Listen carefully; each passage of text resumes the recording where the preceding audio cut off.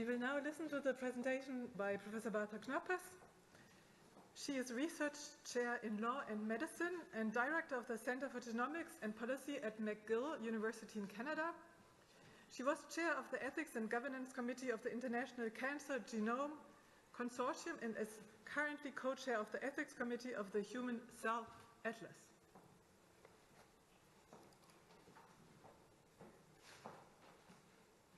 Bonjour, good morning.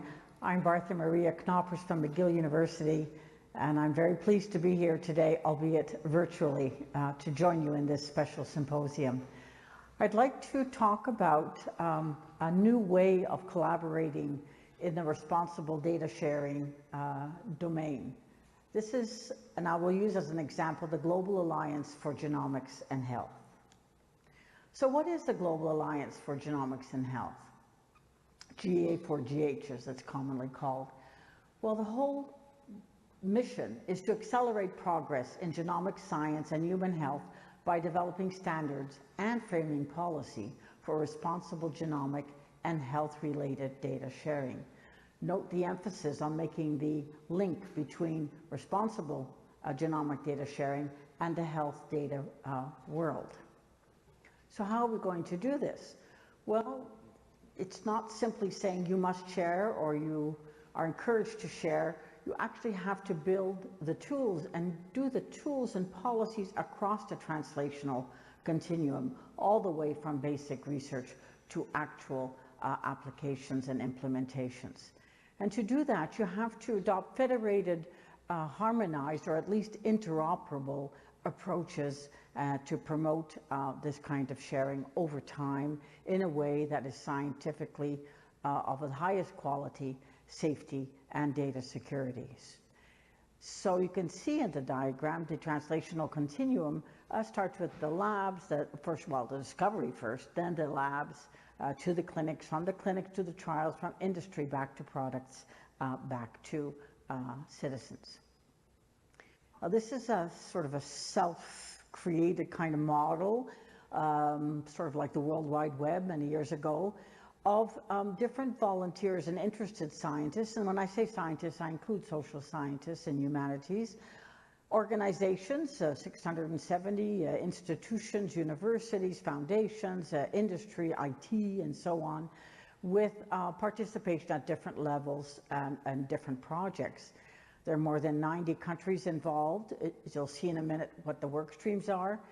And we have what are called driver projects. These are projects who come to the world at GA4GH and say, look, we want within our project to use your policies and tools and maybe develop new ones in the real world project that we're in.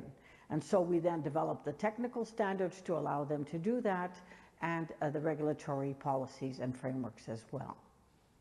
In other words, we're creating a learning health system, but not within the hospital, but across the globe.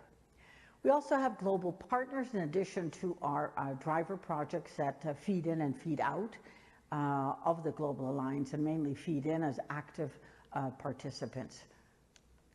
Now, what I'd like to describe today is the framework for the responsible sharing of genomic and health-related data.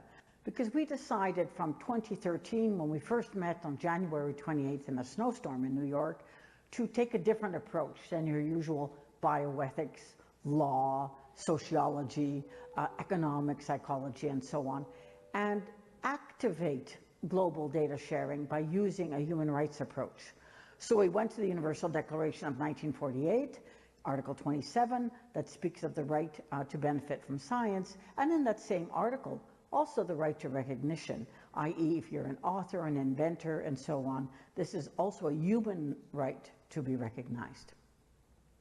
So that was a declaration of 1948, but this declaration actually became part of an international covenant on economic, social, and cultural rights in 1966.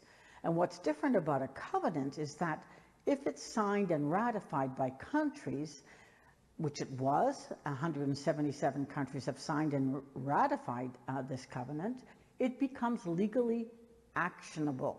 It becomes universal by the very fact that 177 countries have signed up. So you don't get into the usual debate about, you know, this is too Western or this is too European or this is too American.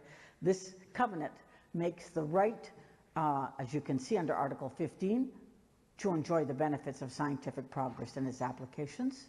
And this is a right of everyone to enjoy and to benefit from the material interests and moral interests resulting from scientific discoveries and productions. So a little bit more about how this works. Well, we have technical work streams. You can see all the way from discovery. Is there an allele out there? Has anybody seen this before?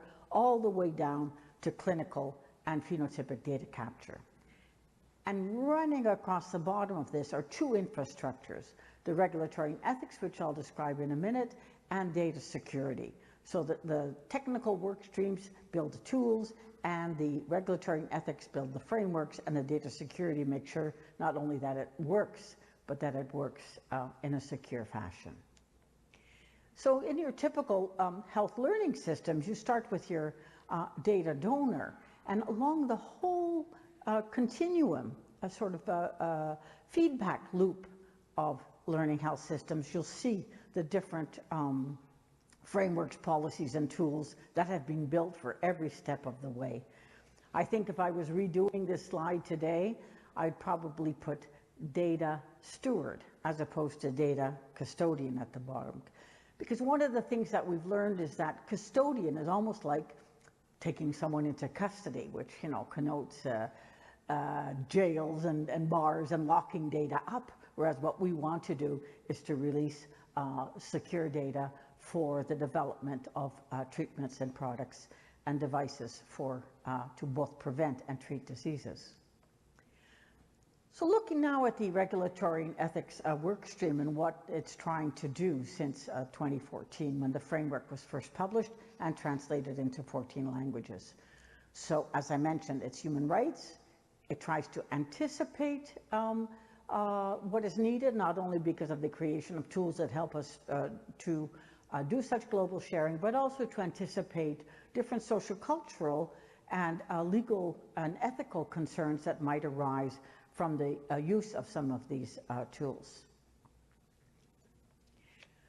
So you can see here in this activation of the right to benefit from science and to be recognized as a scientist, the different deliverables that we have put in place over time. They run the gamut from the framework that I mentioned to the GDPR forum, the General Data Protection Regulation Forum, that regulation that has thrown international data sharing both within Europe and between Europe and the European economic arena and the rest of the world into a bit of a reactionary, if I can call that, mode, how to respect this regulation.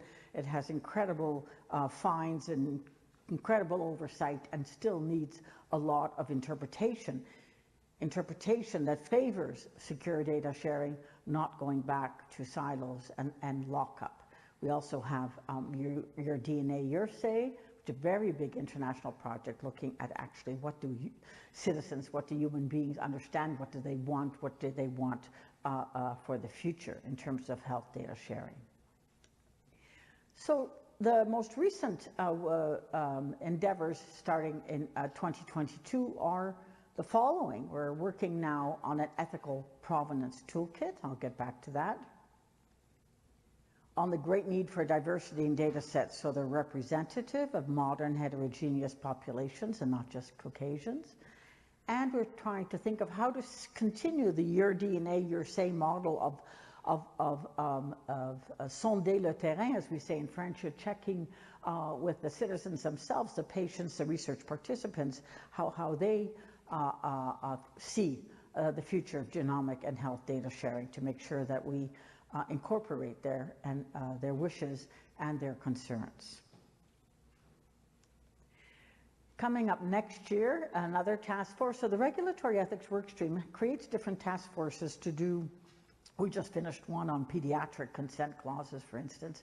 And for next year, while the ethical provenance and the diversity and the public attitudes are going, or hopefully getting finished, and you can participate, you can join, you can sign up, attend meetings, be part of it. We're also looking at what happens in the clinic. Shouldn't there be some part of the medical record, some basic features of the medical record that can be shared to enrich the scientific data make it more contextual, clinical, make it more real, and what does this mean in terms of consent? Do we have to have an explicit consent every time, or does quality and safety in the clinic, in the hospital, in the medical services mean that some of this data will automatically be shared in order to be understood and fed back in to a quality assurance programs in our healthcare system? Also, newborn whole genome sequencing. This is controversial. Newborn testing, or a populational testing, is a public health program for all newborns to find the at-risk asymptomatic newborn and then test that newborn. When you start with whole genome sequencing, what would or could be the impact of such an approach? And finally, we're creating a genomics policy forum, joining other global fora that are looking at ways of building international norms.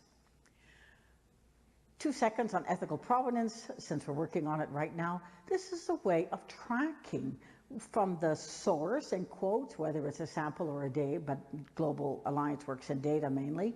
Was there an informed consent obtained? Were there any restrictions on the informed consent? What can it be used for? Are there any obligations that accompany the data, and so on? Sort of like a blockchain approach, but to ethical provenance, which would be automated and allow you to, right away, to validate what you can or cannot do with the data. So in conclusion, we were asked to give some concrete steps for Switzerland in particular. First of all, first concrete step, read this fantastic UNESCO recommendation on open science. It's beautifully written. It's a good balance between, you know, IP, open source, access, security concerns. It's extremely well researched, and a large consultation process took place to make sure that all countries and so on and their views and concerns were included. So make a concrete recommendation, I would say, get your funding agencies to endorse the open science approach, and your governments to do so.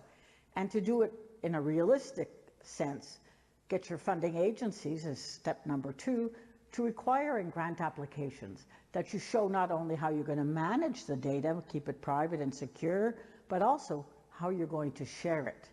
And on that part, make sure for both of them, the management and the sharing, that there's an accountability reporting system to make sure that data is not hoarded, is not sat on, particularly that the trust of participants in giving their data for science is respected by actually using it.